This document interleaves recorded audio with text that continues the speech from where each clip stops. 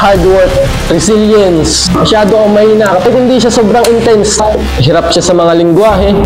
Magpa-plateau ka eh. Don't underestimate the power of resilience. Ito ang tatlong aral mapupulot natin sa nag-iisang The Legend sa larangan ng fitness. Walang iba kundi si the 8 times Olympia champion, The Legend, Arnold Schwarzenegger. Alam kong lahat naman tayo na nag-gym. Sa mga lahat na nag-gym dyan, alam ko nakilala niyo si Arnold, ang nag-iisang legend. So sa video to, tatalakayin natin yung tatlong pinakamahalagang lesson nung tinahak ni Arnold Schwarzenegger ang larangan ng fitness. Kahit matanda na siya ngayon, bakit mahal na mahal pa rin niya ang pag-workout? Malalaman niyo yan kapag natapos niyo ang video to. So by the way, ako nga pala si Darcel Robles, isa akong negosyante at mahilig ako sa larangan ng fitness. So tara, simulan na tayo!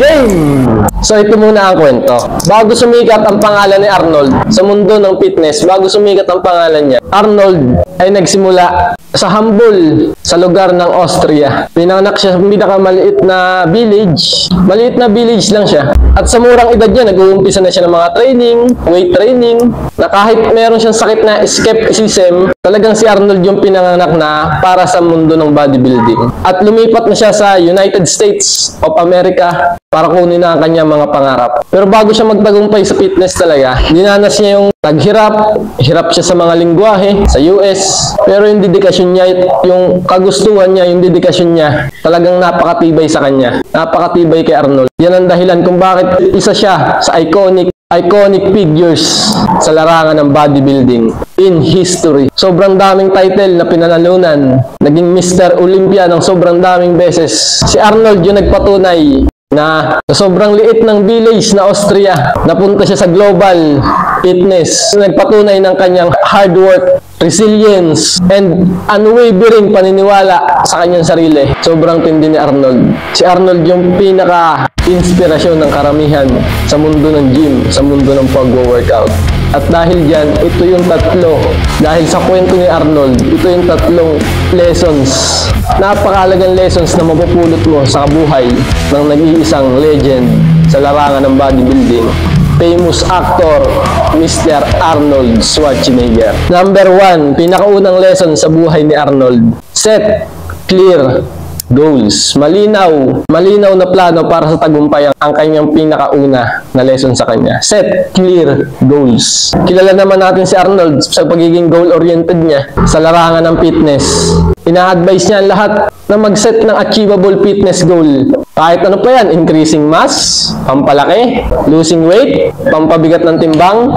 Kapag specific kasi yung goal mo, matutulungan ka niya maging motivated eh. Talaga magpo-focus ka sa mga progreso mo sa sarili mo eh. At ang number 2 niyan, sa lessons ni Arnold Schwarzenegger, pangalawang lesson sa buhay, sa larangan ng mundo ng fitness ni Arnold Schwarzenegger ay ang variety of training. Lagi mo lalaroin ang workout mo. Hindi yung laging ang workout mo ay chest. Yung laging ginagawa mo na isang taon, magpa-plateau ka eh. Kailangan iniiba mo eh. Kailangan ibahin mo yung training mo eh. Yung mga program mo. Para hindi ka magsawa, hindi ka maburyo. Para yung muscle mo nasashock, hindi siya nasasanay. Kasi pag ang muscle mo nasanay na yun sa mga workout mo, alam na yung ginagawa mo, alam na niyang gagawin mo si bench press, ay alam na ng muscle mo yan eh. Kaya ang payo ni Arnold, samahan mo ng buhat, samahan mo ng cardiovascular exercises, at flexible exercises para sa well-rounded physique. Para makuha mo yung well-rounded physique. Lalong-lalo na maiwasan yung pagkaburyong yan, yung boredom na yan. Para maging stay motivated tayo. At ang pangatlo niyan,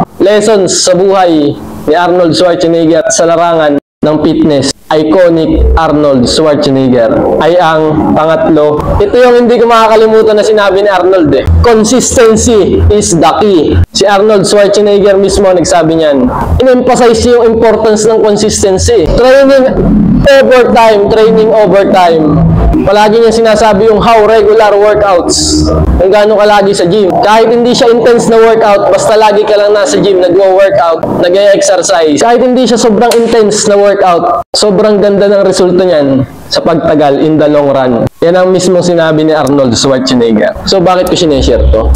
Kasi sa paniniwala ko, tulad mo, kayang-kaya mo din gawin yung mga nagawa ni Arnold Schwarzenegger eh. Nag-umpisa sa maliit na village, hindi siya ganong kilala. Lumipat lang siya sa USA para tahakin na yung kanyang mga success, kanyang pangarap. Kasi alam niya na kayang-kaya niya eh. Kaya sana wag kang papatalo sa kalaban dito. Yung boredom, yung wala ka lang nakitang resulta, sinukuha mo na, naka 6 months ka lang, akala mo ang tagal na. Ay, supot pa yan!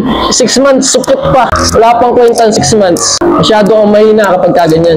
1 taon, supot pa yan kay Arnold. Si Arnold hanggang ngayon, maliit pa lang siya, nagbubuhat na siya. Hanggang ngayong edad niya, nakatanda na niya, nagbubuhat pa rin siya. Ganun niya minahal ang larangan ng fitness. Kaya kung parehas tayo ng paniniwala, sama-sama tayo. Naumpisahan na, lakbayin na yung fitness journey na yan. At sumali ka sa grupo ko. Samahan ng mga gusto. Samahan ng mga addict sa workout. Itong grupong yan, samahan ng mga addict sa workout. Sali ka dito, sama-sama tayo. Si Arnold yung nagpatunay talaga na may inspirasyon na ang marami sa pag-gym. Pero nung dati, nung siya pa, wala pa eh. Talagang alam lang niya eh. Naniwala lang talaga siya sa sarili niya eh. Naniwala lang talaga siya eh. Yung journey ni Arnold, tinuruan tayo ng ano eh. Relentless determination eh. And unwavering beliefs. Belief sa sarili mo, paniniwala sa sarili mo kailangan. At yung kagustuhan mong talunin yung mga aharang na mga problema, yung mga obstacle na yan. Yung kagustuhan mong talunin yan para sa mga kagustuhan mo, sa mga goals mo, sa mga pangarap. We can turn our boldest dreams into reality.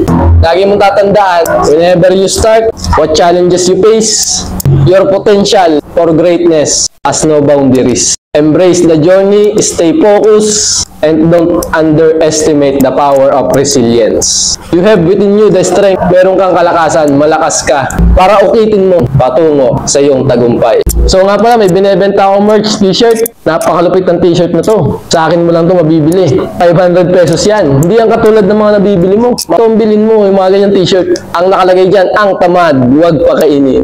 Malupit yan. Magiging productive ka dyan araw-araw. Kaya PM nyo lang ako sa mga gustong umorder. Ako po ulit si Darcel Robles na mag-iiwan sa inyo ng katagang magbuhat lang ng tama para katawan natin ay gumanda. Ciao, bye!